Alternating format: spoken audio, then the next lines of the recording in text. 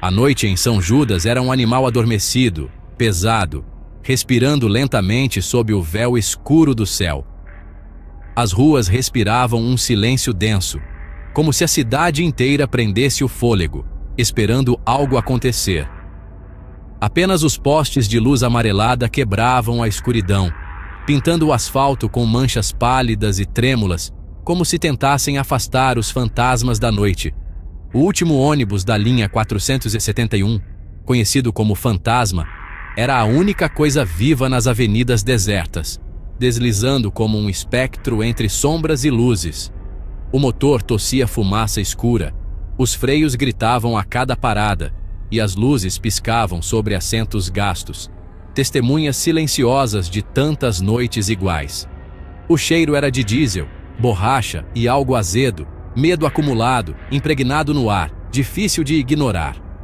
Os passageiros eram sombras, trabalhadores exaustos, isolados em seus próprios mundos. Ninguém conversava, ninguém se olhava. O celular era refúgio, a música, barreira. Cada um se agarrava ao pouco de conforto que restava, tentando esquecer o cansaço e a solidão. Só queriam chegar em casa e esquecer o ônibus. Mas algo havia mudado naquela noite. Um peso novo pairava no ar. O silêncio estava mais pesado, carregado de tensão. Um arrepio na nuca, um frio estranho percorrendo a espinha, uma vontade incontrolável de olhar para trás, como se algo invisível os observasse. O motorista, Valdir, sentia o mesmo desconforto. Seus olhos no retrovisor eram fendas de preocupação, atentos a cada movimento, a cada sombra que cruzava a estrada. Ele acelerava, evitava parar onde não via ninguém, como se fugir da noite fosse possível. A cidade parecia hostil, a noite à espreita, pronta para engolir qualquer um que vacilasse. O ônibus não era mais só transporte, era um ritual de sobrevivência, uma travessia silenciosa por territórios desconhecidos. Cada viagem era uma aposta silenciosa, um teste de coragem para quem ousava desafiar a madrugada. E todos sabiam, algo ruim estava à espreita, escondido nas sombras, esperando o momento certo. A noite nunca foi tão longa, e cada minuto parecia um desafio a mais para chegar ao amanhecer. O medo virou boato, espalhando-se como uma névoa silenciosa pelas ruas vazias da cidade. Sussurrado em hospitais, ecoando nas portas de shopping, o rumor crescia a cada noite. Diziam que algo acontecia no último 471. Coisas estranhas, pessoas sumindo sem deixar vestígios, como se a noite as engolisse. A história cresceu, sempre a mesma linha, sempre a última viagem, repetida em cochichos e olhares desconfiados. A paranoia se instalou. Cada novo rosto era ameaça, cada silêncio, um aviso. O ônibus virou jaula de vidro, todos suspeitos e vítimas, presos juntos pelo medo. Valdir, o motorista, contava passageiros, tentava memorizar rostos, mas eram todos iguais, sob a luz fraca e trêmula. Ele se sentia responsável por todos, mas ao mesmo tempo, completamente impotente diante do mistério. A tensão explodia perto do ponto final, em ruas sem luz, casas inacabadas e sombras que pareciam se mover. O ônibus mergulhava na escuridão total, como se cruzasse para outro mundo. Ninguém queria ser o último a descer. Hesitavam na porta, olhando para o vazio lá fora. Cada parada era um salto no abismo, um teste de coragem para quem restava. Um a um, os passageiros eram engolidos pela noite, desaparecendo entre as sombras e a neblina. E os que ficavam, rezavam em silêncio, torcendo para não serem os próximos a sumir na escuridão. O primeiro desaparecimento confirmado foi Lucas, estudante de enfermagem. Ele era conhecido por ser responsável, dedicado aos estudos e muito próximo da família. Ele sempre pegava o último ônibus, sentava no fundo, ouvindo música, tentando relaxar depois de um longo dia de aula e estágio. Naquela noite chuvosa, mandou mensagem para a mãe: "Tô chegando." Era um ritual diário, Um gesto de cuidado e rotina. Desceu no ponto em frente a um terreno baldio, como fazia sempre, sem imaginar o perigo à espreita naquela escuridão. O motorista viu Lucas descer, ouviu um baque surdo. Não um grito, só silêncio. O som ficou ecoando na memória do motorista. Valdir hesitou, mas acelerou, deixando o medo para trás, tentando convencer a si mesmo de que nada de errado havia acontecido. No dia seguinte, Lucas não chegou em casa.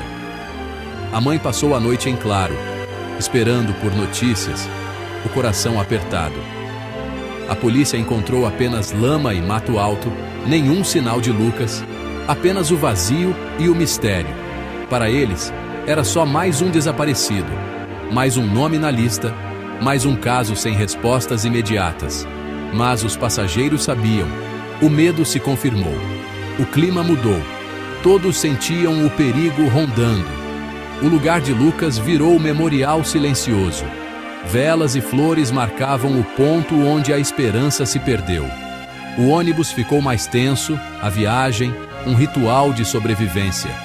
Sentar perto do motorista virou regra não dita. Não dormir, descer rápido, olhar para todos os lados, sempre alerta. O maníaco do último ônibus agora tinha um nome, e um rosto, o de Lucas. O silêncio virou regra, o terror, rotina. O medo se espalhou como uma sombra, e ninguém mais sentava no fundo.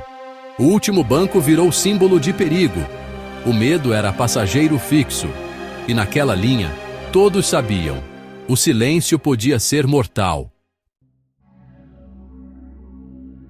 Meu nome é Clara, faxineira. Por 2 anos, o 471 foi meu caminho de volta. Conhecia cada rangido, cada rosto cansado.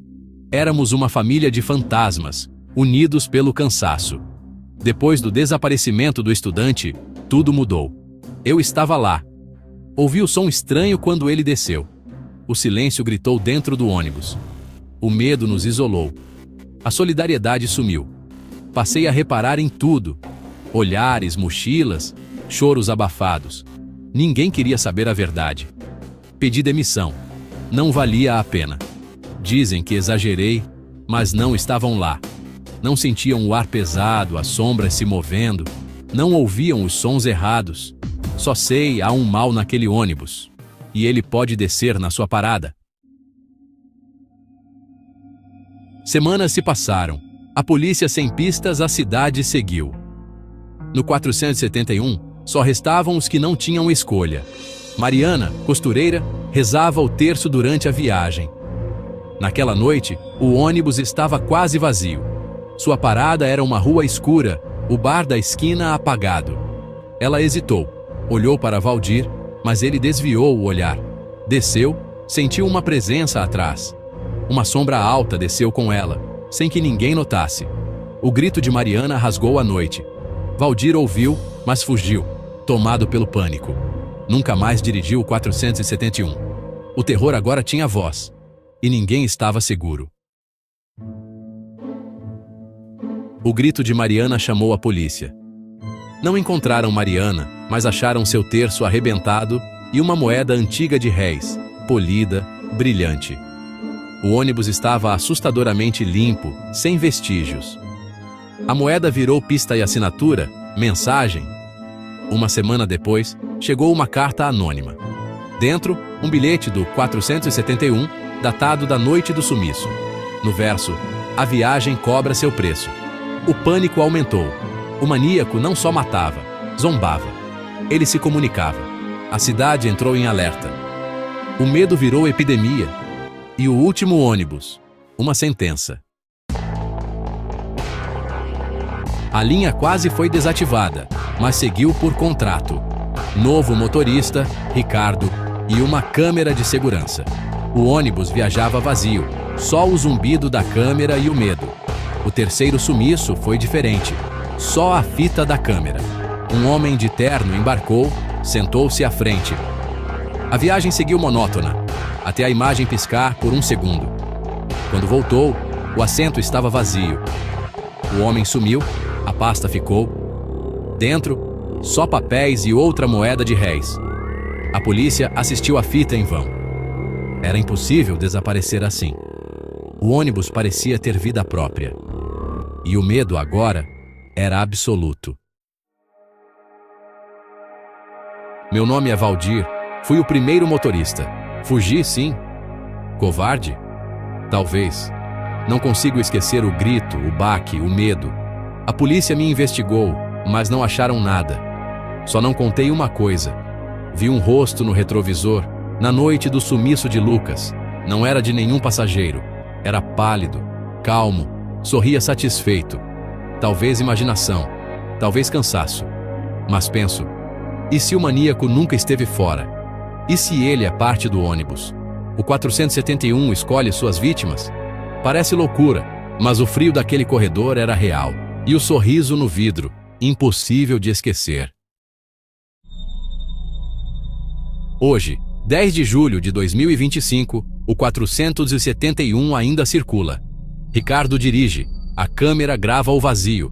A cidade tenta esquecer, mas o medo viaja junto. Ricardo passa pelos pontos dos desaparecidos, sente o arrepio. No ponto final, inspeciona o ônibus. No último assento, encontra uma moeda de réis e um bilhete. No verso, uma nova mensagem. Quem será o último passageiro? Ricardo olha ao redor. O ônibus está vazio. As portas trancadas. Ele pensa estar sozinho.